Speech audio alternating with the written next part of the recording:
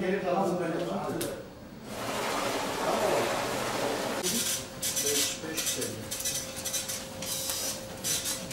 Alo. Yine bunlar faturayı var. Şimdi telefonlarına atacağım.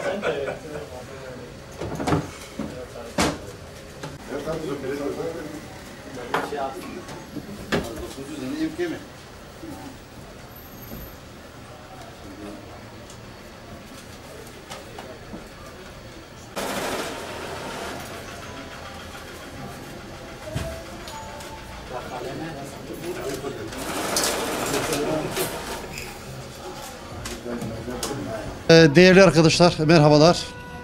Öncelikle bu günlerde son yapılan hamle dış devletler tarafından, daha çok Amerika Birleşik Devletleri tarafından ekonomimize yapılan bu hamle ülkemizi tamamıyla zayıflatmak amacıyla yapılmıştır. Dolayısıyla biz sivil toplum kuruluşları olarak Batman Ticaret ve Sanayi Odası, MÜSİAD, ASKON, TÜMSİAD, Borsa, Ziraat Odası ve bütün Batman'daki STK'lar, bütün iş adamlarıyla beraber elimizdeki dövizleri paraya, Türk parasına, milli paraya çevirmek adına buradayız.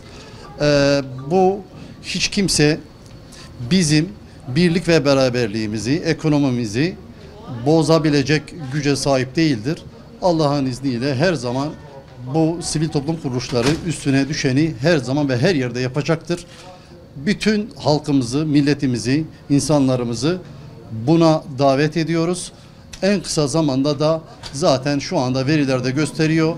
Hükümetin yapmış olduğu hamlelerle beraber sivil toplum kuruluşları ve insanlarımız olarak şu anda döviz zaten gelmesi gereken yerlere şu anda hızla iniyor. Hepimiz adına hayırlı olacak inşallah. Güzel günler bizi bekliyor. Belki de böyle bir sıkıntı şunu da önümüze çıkarabilir. Bundan sonra her alanda ayaklarımızın üstünde durma gereğini belki de hissedeceğiz.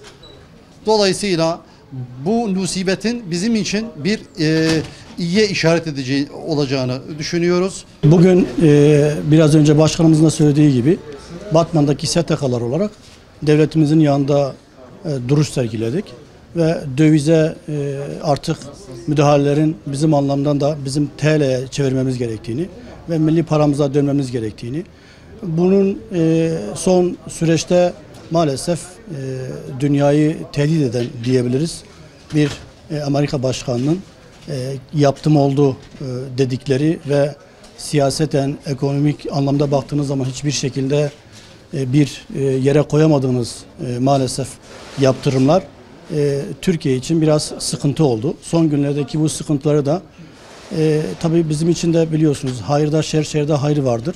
Bizim için de inşallah hayırlı olur ve bizi birbirimize daha fazla kenetlendirir. Bundan sonrası için de milletimizin nasıl 15 Temmuz ruhuyla savuşturmuşsa darbeyi, bugün de bu ekonomik darbeyi Allah'ın izniyle elimizin tersiyle ittik ve bu anlamda da biz de Batman'daki sivil toplum örgütleri olarak devletimizin yanında duruş sergiledik. Bu anlamda bütün Batmanlı iş adamlarını da dövizlerini, altınlarını yastık altından alıp getirip bozmalarını, TL'ye çevirmelerini bekliyoruz. Vedat abi gel.